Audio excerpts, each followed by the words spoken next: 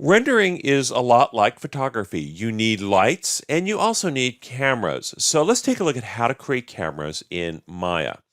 Now, the first camera that you've used in Maya is probably the perspective window. This is actually a camera, and by navigating in this scene, we actually are manipulating a camera. But let's go ahead and create a separate camera in Maya. Now, we can do this under the rendering shelf. There is an option to create camera. We also have under create cameras. So we have camera, camera and aim, which aims the camera at a target, and then camera, aim, and up, which aims the camera at a target plus has a control to tilt the camera. We're just going to work with a simple camera. So let's go ahead and create this. Now, as you can see, it comes in this scene a little bit small. So actually, I'm going to go ahead and scale this up just a little bit, and that won't affect the camera at all. And now I have a camera in the scene. And as you can see, we also have an attribute editor for this camera that allows us to control it. But the first thing I want to do is to look through the camera itself. And we can do that by just changing which panel we're looking at. So under panels, we go into perspective and we should see camera 1. If I select that, I am now looking through my camera. And I can continue to navigate my viewport as I always have. And this allows me to simply place that camera in the scene. Now, if I hit my space bar to hop out to a 4 view, you can see I have the camera selected here. And if I hover over my camera 1 viewport, you can see that as I manipulate my viewport and change my view, the camera itself is moving. Now, we can certainly go into our other viewports and change the way our camera is working. We can rotate the camera, we can move it, and so on. Now, cameras are objects in the scene, so you can also attach them to things. So if you want a camera attached to a car or something like that, very easy to do. Now, let's take a look at the attributes for our camera. Probably the most important one is angle of view. So I'm going to go ahead and highlight my camera 1 viewport and make that full screen here. And so we have angle of view and focal length, and these two are connected. So focal length is the 35 millimeter focal length of the camera. By default, it's set to 35, but if I want to, I can make it a longer lens, say 50 millimeter lens, and that basically zooms in. Or if I want, I can go really long and say maybe 135 or something like that. And what this does is it zooms in and it also flattens out the perspective a bit, just like you have with regular cameras.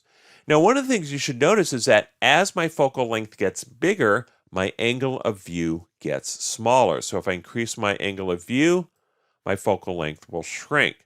Now, if I go the other way and say make a 16 millimeter lens, you'll see that my angle of view goes way up. Now, if I truck my camera in, you'll see that at this wider focal length that I'm getting a lot more perspective. I'm getting kind of a fisheye effect. And if I brought that down to say 12, you'll see that I'm getting a major fisheye effect here. And that's typical of cameras with a 12 millimeter lens.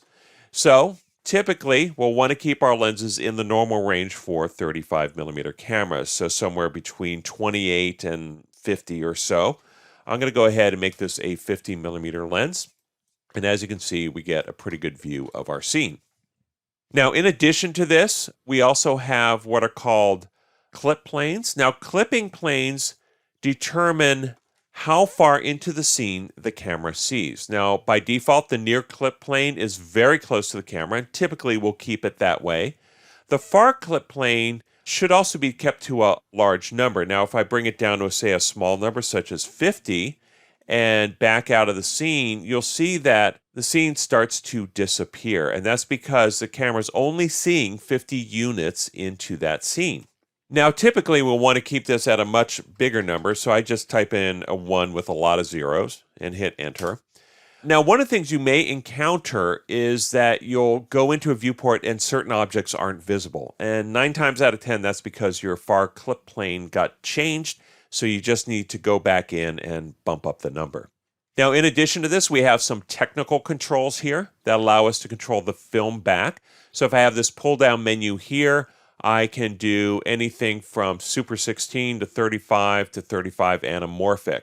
And so we can also dial in these controls manually. We have things such as the physical size of the camera aperture, film aspect ratio, and so on. We have a lens squeeze ratio for anamorphic, and so on.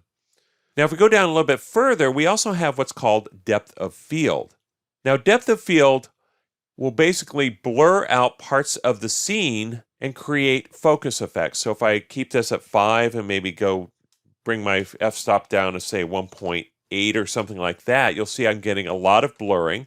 But as I zoom into the scene, you'll see it starts to come into focus. So I can get really nice focus effects in Maya using depth of field. Now, this particular type of depth of field is for Maya renderers. Other renderers may not pick up on it, but they usually have their own depth of field. So just check with the type of renderer you're using to make sure it can use this. Otherwise, use the one that they provide. Go ahead and toggle this off. And then I'm going to go down one more to environment. And that is the color of the image behind the camera. So if I zoom out here, and I'm going to go ahead into my render settings, and I'm going to change this to Maya hardware, and that will give me a very fast render. And I'm going to do a quick render current frame. And so as you can see, we have black all around this scene. And that's because the background color is black. If I turn it up to white and re-render this, you'll see that I get a white image. I can change this really to any color I want, and it will reflect on the scene. I'm going to go ahead and turn it back down to black. So this is one way to get a new background color in your scene. Another way is to use what's called an image plane. Now, image planes are basically images that are fixed to the camera so that the camera always sees that image as the last thing in the scene. So if I create an image plane here, I'm going to go ahead and press this button. Brings me to this menu, and you see we've got these kind of yellow guidelines here, and that tells me that this is where we're going to put our image. So I'm going to go into my file menu, click on image name, and in source images, we should have something called clouds.jpg. I'm going to go ahead and open that. And now I have that image behind my camera. Now, no matter where I move my camera, that image will always be my background image. So if I zoom in here and take a look through the window, you'll see I can see clouds through the window and so on.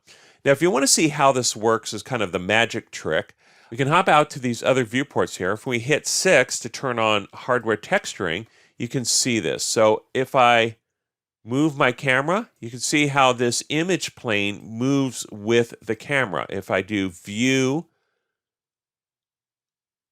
select camera, you can see that when I move my camera left or right or in and out, that image plane follows along.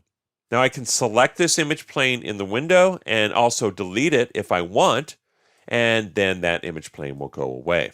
So those are some of the ways to create and manipulate cameras in Maya.